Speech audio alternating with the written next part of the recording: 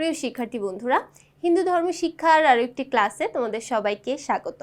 আজকে আমরা আলোচনা করতে যাচ্ছি আমাদের দ্বিতীয় অধ্যায়ের পর্ব 2 নিয়ে।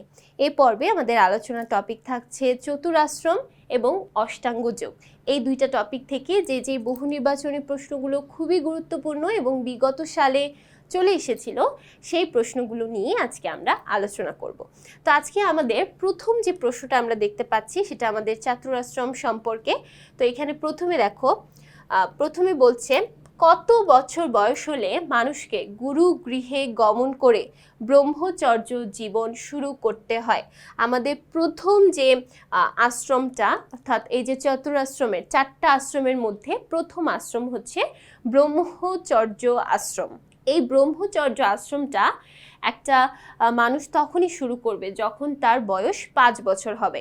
কারণ একটা শিশুর যখন 5 বছর হয় তার মধ্যে কিন্তু সেই নিজস্ব জ্ঞান বুদ্ধি চলে আসে, অর্থাৎ যে কোনো কিছু বুঝতে পারার যে টেন্ডেন্সিটা, বুঝতে পারার যে মনোভাব, প্রত্যেকটা বিষয় সে বুঝতে পারে, কথা বলতে পারে, তারপরে কোনো একটা কিছু দেখলে সেটা সে বুঝতে পারে, তার মধ্যে সেই বুদ্ধি জ্ঞান চলে আসে। তাই 5 বছর বয়স থেকেই এই ব্রহ্মচর্য জীবনটা শুরু করতে হয়। কিভাবে ব্রহ্মচর্য শুরু করতে হবে? গুরু গৃহে গমন করে। প্রাচীনকালে সাধারণত বাচ্চাদেরকে এই গুরুগৃহে পাঠিয়ে দেওয়া হতো, যেমন এখন বর্তমানে বাচ্চাদেরকে স্কুলে পাঠানো হয়, ঠিক তেমনিভাবে আগেকার দিনে গুরুগৃহে পাঠিয়ে দেওয়া হতো কয়েক বছরের জন্য। 25 বছর পর্যন্ত সেইখানে থেকে তার সকল বিষয় আয়ত্ত করে ফেলতো, শিক্ষা, তারপর বিভিন্ন আরও কিছু জ্ঞান বুদ্ধি সব কিছু আয়ত্ত করে আবার সে তার নিজের গৃহে ফিরে আসতো। এখন যেমন আমরা পড়াশোনা করি, আমরা স্কুলে যাই, কলেজে যাই, বিশ্ববিদ্যালয়ে যাই, ঠিক তেমনিভাবে আগেকার দিনে গুরুগৃহে পাঠিয়ে দেওয়া হতো। 25 বছর পর্যন্ত এই পাঠ্যক্রম বা এখানে শিক্ষা অর্জন চলতো, তারপর আবার তারা ফিরে আসতো। তাহলে এখানে অ্যান্সার হবে 5 বছর বয়স। 26 নং প্রশ্ন, জীবনের তৃতীয় পর্যায়ে কোন আশ্রমের কথা আসে? আমরা যদি 4টা আশ্রম একটু রিমাইন্ড করি, প্রথমেই আসে ব্রহ্মচর্য আশ্রম, তারপর দ্বিতীয়তে আছে গৃহস্থ আশ্রম, তারপর 3 নম্বরে আছে বানপ্রস্থ আশ্রম এবং 4 নম্বরে আছে সন্ন্যাস আশ্রম। এই 4টা আশ্রমের মাধ্যমে আমরা আমাদের জীবনকালটা শেষ করে থাকি। তাহলে এখানে যেহেতু বলা হয়েছে তৃতীয় পর্যায়ে কোন আশ্রমের কথা আসে, তৃতীয় পর্যায়ে আসে বানপ্রস্থ আশ্রম। তাহলে এখানে অ্যান্সার হবে 2 নাম্বার অপশন, বানপ্রস্থ। তারপর চলে যাই 27 নং প্রশ্ন, কোন আশ্রমে থেকে জীবন যাপন করা ভালো? যেহেতু আমরা সাধারণত একটা পরিবারের সাথে বসবাস করি, তো সাধারণত আমাদের জন্য গৃহস্থ আশ্রমেই জীবন যাপন করা ভালো। যেহেতু আমরা একটা পরিবার গঠন করি, আমরা পরিবারের সাথে থাকি এবং পরিবারের সাথে থাকতেই কিন্তু আমরা স্বাচ্ছন্দ্য বোধ করি। তাই যেহেতু পরিবারও আমাদের সাথে জড়িত থাকে, তাই অবশ্যই আমরা যদি গৃহস্থ আশ্রমে থাকি বা গৃহস্থ আশ্রমে জীবনযাপন করি, সেটাই আমাদের জন্য সবচেয়ে বেশি ভালো। 28 নং প্রশ্ন, যোগ শব্দটি সাধারণত কি অর্থ ব্যক্ত করে? যোগ বলতে আমরা সংযুক্ত করাকে বুঝে থাকি বা যোগ করাকে বুঝে থাকি। নর্মালি যোগ বলতে আমরা সংযোগকে বুঝে থাকি। এরপর 29 নং প্রশ্ন, অষ্টাঙ্গ যোগের প্রথম ধাপ কোনটি? অষ্টাঙ্গ যোগটা শুরু হয় যম দিয়ে এবং শেষ হয় সমাধির মাধ্যমে। তাহলে প্রথম যে ধাপ সেটা হলো যম। 30 নং প্রশ্ন, যোগ সাধনার সর্বোচ্চ স্তর কোনটি? সর্বোচ্চ স্তর অর্থাৎ সর্বশেষ ধাপ কোনটি? সর্বশেষ ধাপ হচ্ছে সমাধি। তো একটা ব্যক্তি যখন সমাধি লাভ করতে পারে, সে কিন্তু সঙ্গে সঙ্গে মোক্ষ লাভ অর্থাৎ ঈশ্বরের নিকটে চলে যেতে পারে। তাহলে শুরু হয়, অর্থাৎ অষ্টাঙ্গ যোগটা আমাদের শুরু হয় যম দ্বারা এবং সর্বশেষ ধাপ হচ্ছে সমাধি, এবং এটাই হচ্ছে সর্বোচ্চ ধাপ। 31 নং প্রশ্ন, মানব জীবনের শ্রেষ্ঠ উদ্দেশ্য কি? মানব জীবনের শ্রেষ্ঠ উদ্দেশ্য কি? আমরা এই যে আমাদের জীবনযাপন করছি, আমরা ধর্ম পালন করছি, আমরা যা যা কিছু করছি, প্রত্যেকটা জিনিসে অর্থাৎ আমাদের জীবনের একমাত্র উদ্দেশ্য হচ্ছে ঈশ্বরকে লাভ করা বা মোক্ষ লাভ করা। তাহলে এখানে অ্যান্সার হবে 3 নাম্বার অপশন।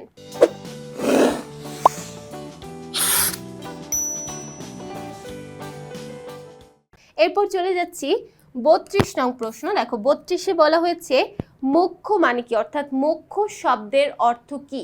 মোক্ষ শব্দের অর্থ হচ্ছে চির মুক্তি, অর্থাৎ একদম মুক্তি লাভ করা বা ঈশ্বরের নিকটে চলে যাওয়া।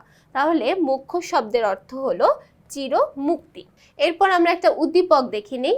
অমলবাবু চাকরি থেকে অবসর নিয়ে সংসারের দায়িত্ব সন্তানের ওপর দেন এবং গৃহ ত্যাগ করে কালী মন্দিরে পূজা অর্চনায় ব্যস্ত থাকেন। অন্যদিকে বিমলবাবু জাগতিক সকল কর্ম পরিত্যাগ করে কেবল ঈশ্বর চিন্তাতেই মগ্ন থাকেন, মাত্র দুপুর বেলার আহার লোকালয় থেকে সংগ্রহ করে।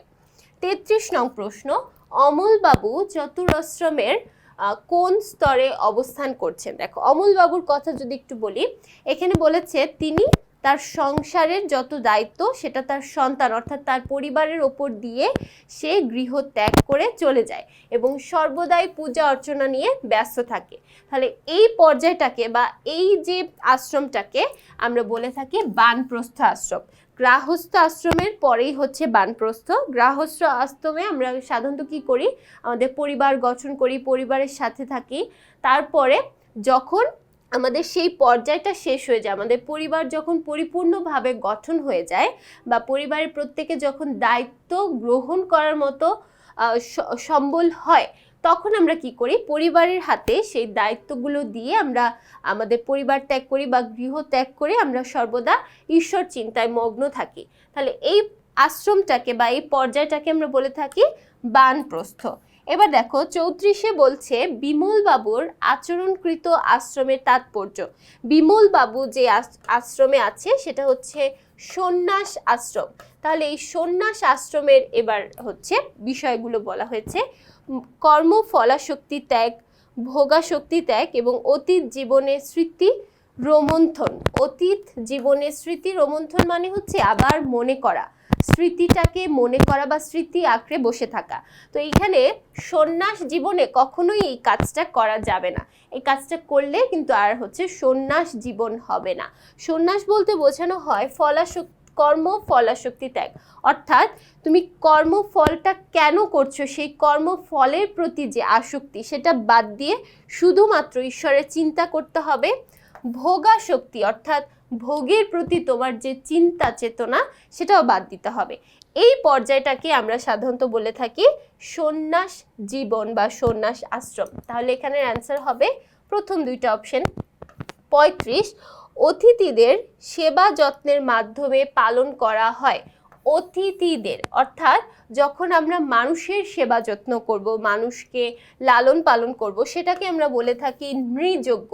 নৃ শব্দের অর্থ হচ্ছে মানুষ, নৃ শব্দের অর্থ হচ্ছে মানুষ। তাহলে অতিথিদের সেবা করা এটাও হবে নৃযজ্ঞ। এরপর দেখো তাহলে নৃযজ্ঞ বলতে আমরা কি বুঝে থাকি? নৃযজ্ঞ বলতে আমরা বুঝে থাকি অতিথিদের সেবা করা।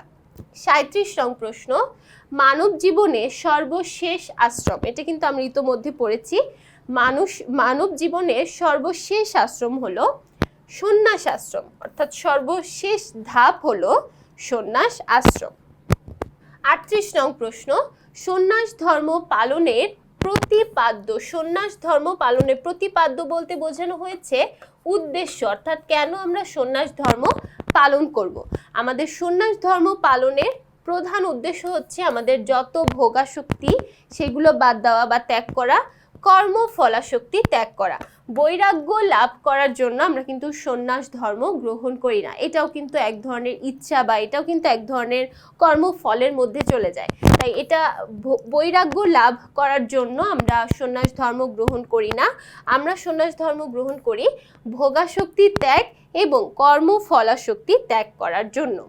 তারপর চলে যাচ্ছি 39 নং প্রশ্ন, মানুষের জীবনে 4টি আশ্রমের প্রতিটির সময়কাল ধরা হয়। এই যে আমরা 4টা আশ্রম পড়লাম, প্রত্যেকটাই 25 বছর করে।